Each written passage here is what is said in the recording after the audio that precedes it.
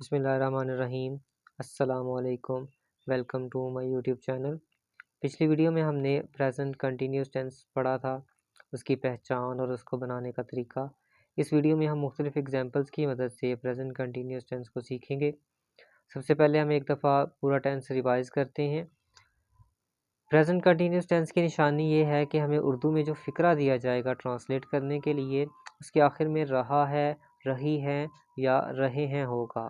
यानी कि जो भी फ़िक्रा हमें दिया जाएगा ट्रांसलेट करने के लिए, उसमें मौजूदा ज़माने में काम के जारी रहने के बारे में बताया जाएगा।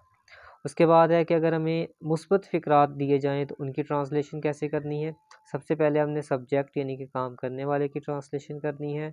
उसके बाद हमने इज़, आर और एम में से कोई एक हेल्पिंग वर्ब इस्तेमाल करना है। उसके बाद हमने वर्ब की फ़र्स्ट फॉर्म इस्तेमाल करनी है और उसके साथ आईएनजी इस्तेमाल करना है। एंड पर हमने ऑब्जेक्ट की ट्रांसलेशन करनी है। ऑब्जेक्ट कहते हैं मफ़ूल को जिस पर काम किया जाए। इसके साथ हमने देखा था कि आई के साथ हम एम का हेल्पिंग वर्ब इस्तेमाल करते हैं। ही, शी, इट और वाहद के साथ हम इज़ का हेल्पिंग वर्ब इस्तेमाल करते हैं। वी, यू, दे और जमा के साथ हम आर का हेल्पिंग वर्ब इस्तेमाल करते हैं। नेगेटिव सेंटेंसेस को बनाने का तरीका ये है कि सबसे पहले हम सब्जेक्ट की ट्रांसलेशन करेंगे, फिर हम सब्जेक्ट के मुताबिक इज़, आर, एम में से कोई एक हेल्पिंग वर्ब इस्तेमाल करेंगे। उसके बाद हम नॉट लगाएंगे, फिर वर्ब की फ़र्स्ट फॉर्म के साथ हम आईएनजी का इस्तेमाल करेंगे और एंड के ऊपर हम ऑब्जेक्ट की ट्रांसलेशन करेंगे। इंट्रोगेटिव सेंटेंसेस यानी कि सवालिया फ़िक्रात की ट्रांसलेशन करने का तरीका ये है कि सबसे पहले हमने हेल्पिंग वर्ब इस्तेमाल करना है। इज़, आर, एम में से कोई एक हेल्पिंग वर्ब हम इस्तेमाल करेंगे सब्जेक्ट के मुताबिक, फिर हम सब्जेक्ट की ट्रांसलेशन करेंगे। उसके बाद हम वर्ब की फ़र्स्ट फॉर्म इस्तेमाल करेंगे जिसके साथ आईएनजी लगाएंगे और एंड पर हम ऑब्जेक्ट की ट्रांसलेशन करेंगे। अब हम कुछ एग्जांपल्स देखते हैं। पहली एग्जांपल है, मैं पाकिस्तान का नक्शा बना रहा हूँ। तो ये एक मुस्बत फ़िक्रा है।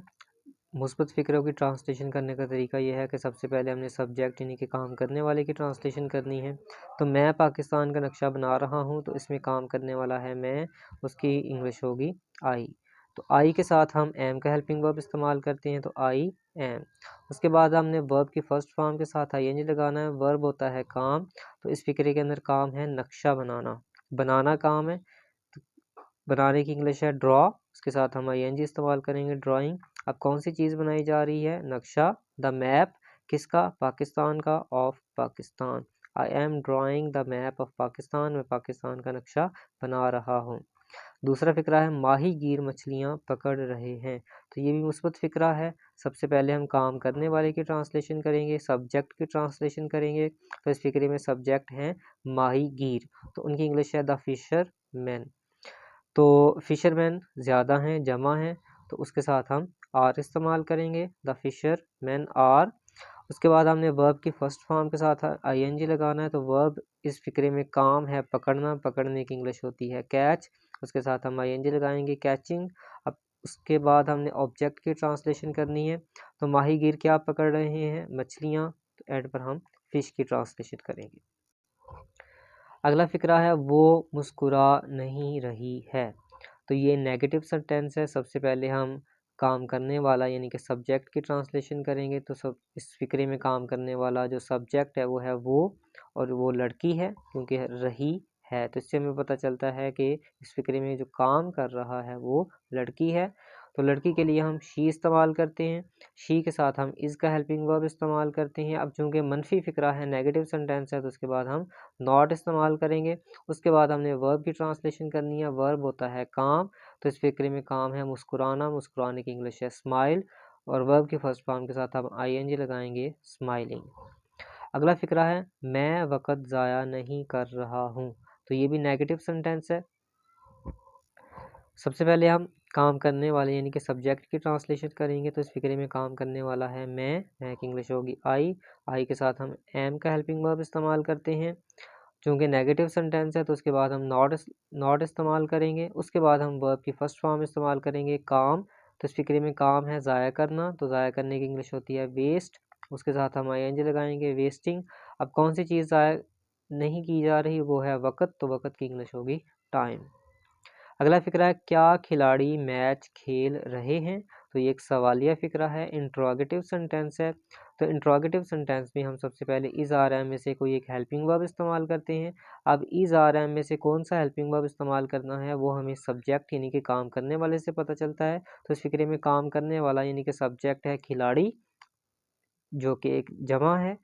तो जमा के साथ हम आर इस्तेमाल करेंगे, तो फ़िक्रा स्टार्ट होगा आर के साथ। उसके बाद आप काम करने वाले यानी कि सब्जेक्ट की ट्रांसलेशन करेंगे, तो काम करने वाला है खिलाड़ी, आर द प्लेयर्स। उसके बाद हम काम की ट्रांसलेशन करेंगे वर्ब की, तो इस फिक्रे में वर्ब है खेलना प्ले, उसके साथ हम आईएनजी लगाएंगे प्लेइंग। अब कौन सी चीज़ खेली जा रही है, मैच, तो उसकी इंग्लिश होगी the match, are the players playing the match. आखिरी फिक्रा है क्या मैं आपको मुखातिब कर रहा हूँ। तो सबसे पहले हमने फ़िक्रे में देखना है कि काम करने वाला यानी कि सब्जेक्ट कौन है, तो वो है मैं की इंग्लिश होती है आई, और आई के साथ हम हेल्पिंग वर्ब इस्तेमाल करते हैं एम। तो चूँकि सवालिया फ़िक्रा है, इंट्रोगेटिव सेंटेंस है, तो फ़िक्रा स्टार्ट होगा हेल्पिंग वर्ब से, तो शुरू पे आएगा एम। उसके बाद हम काम करने वाले की ट्रांसलेशन करेंगे, काम करने वाला है आई। उसके बाद हम काम की ट्रांसलेशन करेंगे वर्ब की, तो वर्ब है मुखातब करना, उसकी इंग्लिश होती है एड्रेस।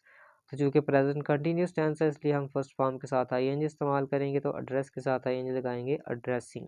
अब किसको मुखातब किया जा रहा है, आपको, तो उसकी इंग्लिश होगी you, am I addressing you.